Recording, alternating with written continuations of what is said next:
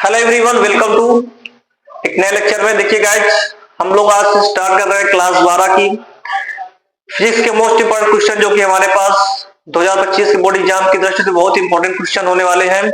देखिए, आज इसी टॉपिक में हमने पहला चैप्टर उठाया है, वैद्युत आवेश और क्षेत्र है जो।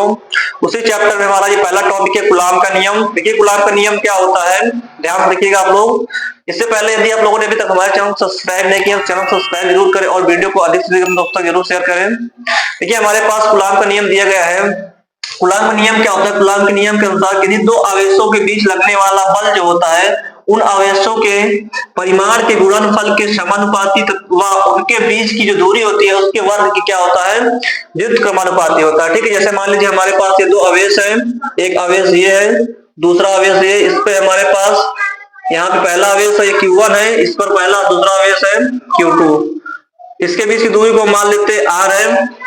देखिए, कूलाम का नियम हमारे पास क्या रहता है कि दो आवेशों के बीच लगने वाला बल जो होता है, उन आवेशों के परिमाण के गुणनफल के समानुपाती व उनके बीच की दूरी के वर्ग के व्युत्क्रमानुपाती होता है। ठीक है, मतलब कि जो दो आवेश है हमारे पास, इस पर जो बल लगेगा, इस बल के कारण इस बल में जो बल होगा वो इन आवेशों के गुणनफल के वर्ग, इस दोनों के गुणनफल के समानुपाती होता है, और इसकी दूरी जो होती है, इसके बीच की दूरी की क्या होता है, वर्ग के व्युत्क्रमानुपाती होता है। ठीक है, यानी कि हम पहला हमारे पास कथन क्या रहता है कि दोनों के परिमाण के गुणनफल के समानुपाती, यानी F प्रोपोर्शनल किसके जाएगा, Q1 और Q2 हो जाएगा।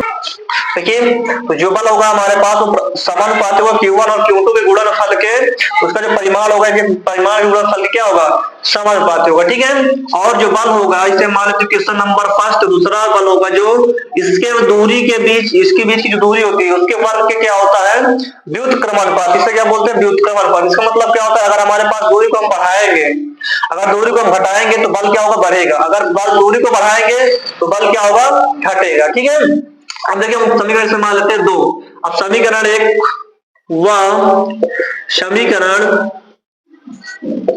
2 को मिलाने पर, जब दोनों को हम मिला देंगे समीकरण, हमारे पास बनेगा क्या, F प्रोपोर्शनल हो जाएगा Q1 Q2 अपान में R स्क्वायर। ठीक है, ध्यान से देखिएगा आप लोग एकदम क्लियर से। ठीक है, ये F जो होगा, जब इसको प्रोपोर्शनल चिन्ह हटाएंगे इसको, तो यहाँ पे एक नियतांक जुड़ता है 1/4 पाई एप्सिलॉन नॉट। ठीक है, 1/4 पाई एप्सिलॉन नॉट, और यहाँ से Q1 Q2 अपान में R स्क्वायर। तो यहां से हमारे पास बल क्या हो जाता है, जो बल होता है वो 1/4 pi epsilon not Q1 Q2 upon R square के क्या हो जाता है, बराबर हो जाता है। ठीक है, तो कूलाम का नियम हमारे पास क्या कहता है कि दो आवेशों के बीच लगने वाला जो बल होता है हमारे पास, वो उन आवेशों के परिमाण के गुणनफल के समानुपाती और उनके बीच की दूरी के वर्ग के क्या होता है, व्युत्क्रमानुपाती होता है। ठीक है, यानी कि F जो होगा Q1 Q2 और यहाँ से प्रोपोर्शनल हो जाएगा, और F जो होगा वो दूरी के वर्ग के व्युत्क्रमानुपाती हो जाएगा। ठीक है, अब यहाँ से दोनों समीकरणों को हम क्या कर देंगे, मिला देंगे। ठीक है, जब दोनों समीकरणों को मिलाएंगे हम यहाँ से, तो हमारे पास F जो हो जाएगा Q1 Q2 अपान R स्क्वायर, या बराबर 1/4 पाई एप्सिलॉन नॉट। ये हमारे पास एक नियतांक होता है। ठीक है, यहाँ पे नीचे लिखेंगे यार, हम क्या लिखेंगे, जहां 1/4 पाई एप्सिलॉन नॉट बराबर क्या होता है, 9 गुणे 10 की घात में 9, जो कि क्या होता है, एक नियतांक होता है। क्या होता है, नियतांक। ठीक है, इसका मान क्या होता है, 1/4 पाई एप्सिलॉन नॉट के मान क्या होता है हमारे पास, 9 गुणे 10 की घात में 9 होता है। ठीक है, और इसी के बराबर क्या होता है, K होता है। ठीक है, हाँ। अब देखिए यहाँ पे हमारे पास एक इंपॉर्टेंट क्वेश्चन बन जाता है बच्चों, ध्यान रखिएगा, बहुत गलती में क्वेश्चन बन जाता है।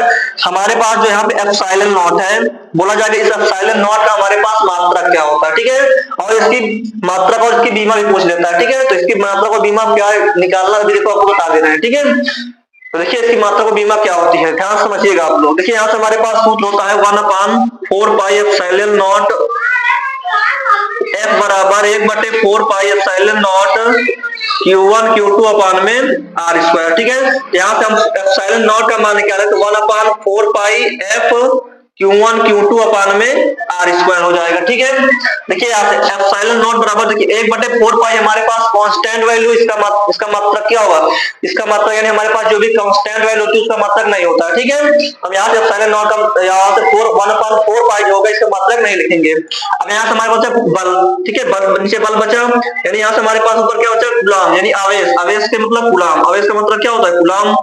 तो कूलाम गुणे क्या हो जाएगा, कूलाम हो जाएगा।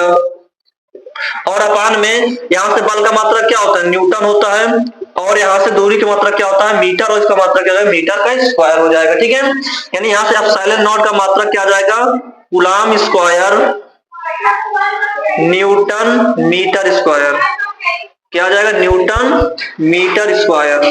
ठीक है, यानी यहां से एप्सिलॉन नॉट का मान क्या आ जाएगा हमारे पास, कूलाम स्क्वायर प्रति न्यूटन मीटर स्क्वायर। ठीक है, ये से आप लोग याद रखेंगे। ठीक है, अब देखिए यहाँ पे एप्सिलॉन नॉट का अगर हमसे बीमा पूछी जाए, ठीक है, तो बीमा में क्या करेंगे आप लोग, देखिए यहाँ से पहले हम यहाँ से बराबर चिन्ह, यहाँ से इस तरह चिन्ह लगाते हैं। देखिए कूलाम के अगर हम पहला नियम पढ़ रहे होंगे तो यहाँ से Q बराबर IT से, यानी I का मतलब क्या होता है एम्पियर, और समय का मतलब क्या होता है T, है ना। तो यहाँ से हमारे पास यहाँ से इसके स्थान पे हम A स्क्वायर हो जाएगा और T स्क्वायर हो जाएगा, कूलाम स्क्वायर है तो A स्क्वायर T स्क्वायर हो जाएगा। और तो यहाँ से बल का मात्रा का याद रखेंगे, बल की बीमा जो होती है MLT माइनस का 2 होता है, और यहाँ से मीटर की बीमा क्या हो जाएगी, L स्क्वायर हो जाएगी। ठीक है, तो यहाँ से इसकी जो बीमा आ जाएगी एप्सिलॉन नॉट की बीमा, यहाँ पे देखिए हम लिख दे रहे हैं, तो एप्सिलॉन नॉट की बीमा क्या हो जाएगी हमारे पास, m की घात, देखिए ये m ऊपर आएगा तो यहाँ से m की घात -1 हो जाएगी, और देखिए यहाँ l की घात क्या हो जाएगा 3, यानी l की घात में -3 हो जाएगा। ठीक है, और यहाँ से t की पावर क्या हो जाएगा 4, और यहाँ से a की घात में -2, इसकी घात में 2 हो जाएगा। ठीक है, तो ये हमारे पास इसकी बीमा आ जाएगी। तो मोस्ट इंपॉर्टेंट है, इसको आप लोग विकल्पी में देखिए, देखने को मिलेगा किसी सेट में, ये चीजें आपको याद रखना है। ठीक है, आई होप आपको बेहतरीन तरीके से क्लियर हो गया होगा कि हमारे पास कूलाम का नियम क्या होता होगा।